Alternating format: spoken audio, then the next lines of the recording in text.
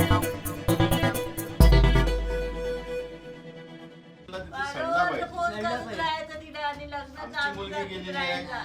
करून मारून खंडाळ्यात मारला आणि टाकान कोल्हापुरात आणि हा बाप पैशाच्या जीवावर उठतोय. किती जण काय करणार पैशाच्या जीवावर हे करून घेणार किती दाबादाबी करेल हा पैशाच्या जीवावर. रत्नागिरी जिल्ह्यात धक्कादायक हत्याकांड घडले. 1-2 नव्हे तर 3 खून झाले. या हत्याकांडाचे वृत्त सर्वत्र पसरले आणि मग रत्नागिरी जिल्ह्यातच नव्हे तर मुंबईपासून साऱ्या राज्यात प्रचंड खळबळ उडाली. या हत्याकांडाची सुरुवात सुमारे 1.5 वर्षांपूर्वी झाली. पोलीस स्टेशनला तक्रार दाखल होऊनही या काळात तपासात कोणतीही प्रगती होऊ शकली नाही आणि यामुळे सैतानी वृत्तीचा आरोपी दुर्वास पाटील चोकावला आणि त्याने पुढील खून केले. पोलिसांनी वेळेस तपास करून त्याला जेरबंद केले असते तर भक्तीचा खून झाला नसता असं आता जनतेत खुलेआम बोललं जात आहे. रत्नागिरी जवळच्या मिरजोळ येथील भक्ती मयेकर या 22 वर्षांच्या तरुणीची हत्या झाली आणि मग हे धक्कादायक हत्याकांड उघडकीस आलं. भक्ती मयेकर या निष्पाप तरुणीची फेसबुकवर दुर्वास दर्शन पाटील वय वर्ष 28 राहणार खंडाळा वाटद या तरुणाशी मैत्री झाली. मैत्रीचे रूपांतर गाढ प्रेमात झाले. त्यांचे प्रेम प्रकरण सुमारे 6 वर्षांपासून सुरू होते अशी माहिती भक्ती मयेकरच्या वडिलांनी दिली. दुर्वास पाटील या तरुणाचा निवळी जयगड रोडवरील खंडाळा वाटद येथे सायली नावाचा बिअर बार आहे. भक्तीसोबत प्रेम सुरू असतानाच त्या तरुणाचे रत्नागिरीतील एका तरुणीसोबत लग्न ठरले आणि साखरपुडाही झाला. त्या साखरपुड्याचा स्टेटस दुर्वास पाटीलने आपल्या मोबाईलवर ठेवला आणि तो स्टेटस भक्तीच्या एका मैत्रिणीने पाहिला आणि तिने ते भक्तीला सांगितले. भक्ती प्रचंड संतापली आणि प्रियकर दुर्वास पाटील याला भेटण्यासाठी खंडाळा वाटद येथे ती गेली. तिने त्याला जाब विचारला. जोरदार वादावादी त्यांच्यामध्ये झाली. हे सर्व त्या दुर्वास पाटीलच्या घरच्या वरच्या मजल्यावर सुरू होते. यावर संतापलेल्या दुर्वास पाटीलने जवळ पडलेली केबल उचलली आणि भक्तीचा गळा दाबला. या कामी त्याला विश्वास विजय पवार आणि सुशांत शांताराम नरळकर यांनी मदत केली. त्या तिघांनी निष्पाप भक्ती मयेकरचा अतिशय क्रूर पद्धतीने गळा आवळून खून केला. ती तडफडत मृत्युमुखी पडली. रात्र होताच दुर्वास पाटील आणि त्याच्या दोघा साथीदारांनी भक्तीच्या शवाची विल्हेवाट लावण्यासाठी तो मृतदेह गाडीत घेऊन थेट आंबा घाट गाठला आणि घाटातून खोल दरीत मृतदेह फेकून दिला. ते पुन्हा खंडाळा येथे परतले. हे सर्व दिनांक 16 ऑगस्ट रोजी घडले. त्यानंतर भक्ती घरी परतली नाही म्हणून घरच्या मंडळींनी जीवाच्या आकांताने तिचा शोध घेतला. सर्व नातेवाईक आणि तिच्या मैत्रिणी यांच्याकडे त्यांनी विचारणा केली, परंतु तरीही तिचा तपास न लागल्याने अखेर भक्तीच्या भावाने दिनांक 21 ऑगस्ट रोजी रत्नागिरी शहर पोलीस स्थानकात तक्रार नोंदवली. त्यानंतर सुमारे 8 दिवस पोलीस तपास करत होते.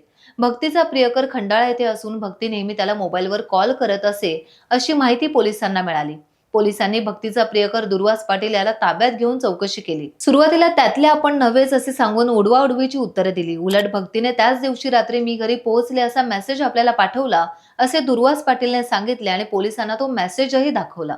पोलिसांनी सुदावरून स्वर्ग गाठला. भक्ती मयेकर बेपत्ता होण्यापूर्वीचे तिच्या मोबाईलचे लोकेशन आणि दुर्वास पाटीलच्या मोबाईलचेही त्यावेळचे लोकेशन तपासण्यात आले तेव्हा दोन्ही लोकेशन्स खंडाळा येथील एकाच ठिकाणचे असल्याचे दिसून आले. पोलिसांचा संशय बळावला.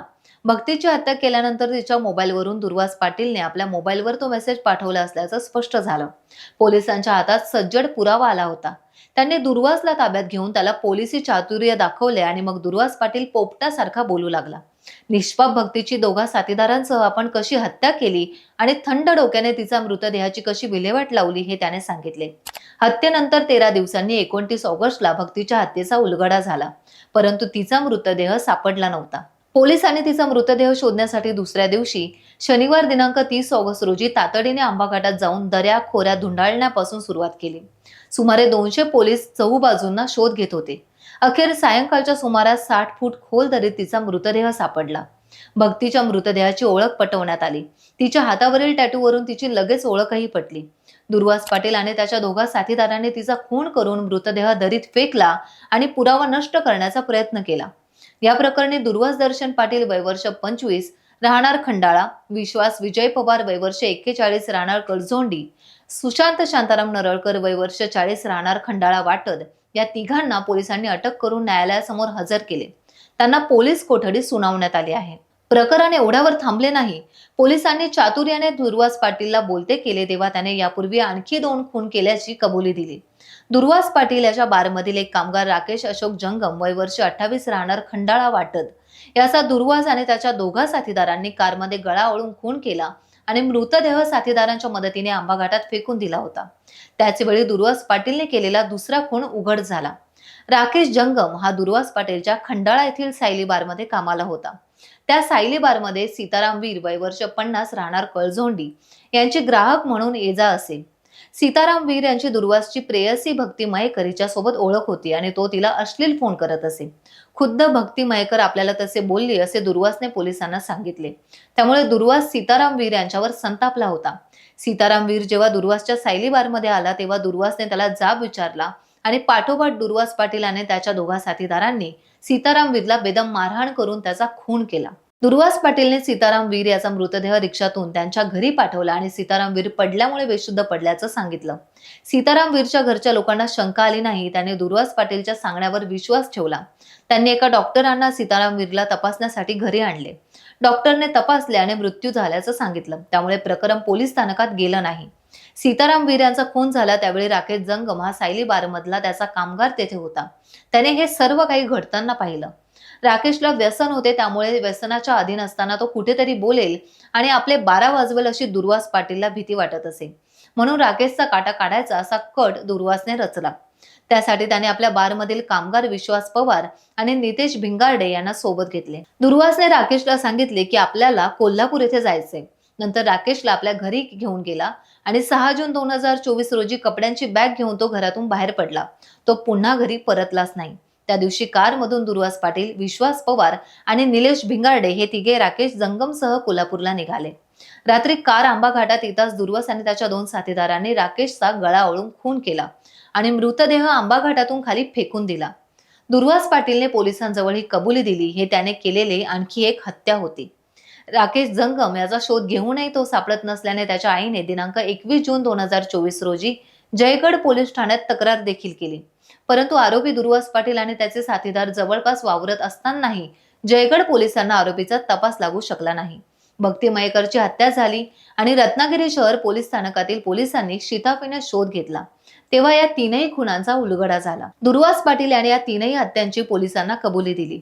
दुर्वास पाटीलने एका पाठोपाठ एक 3 खून केले.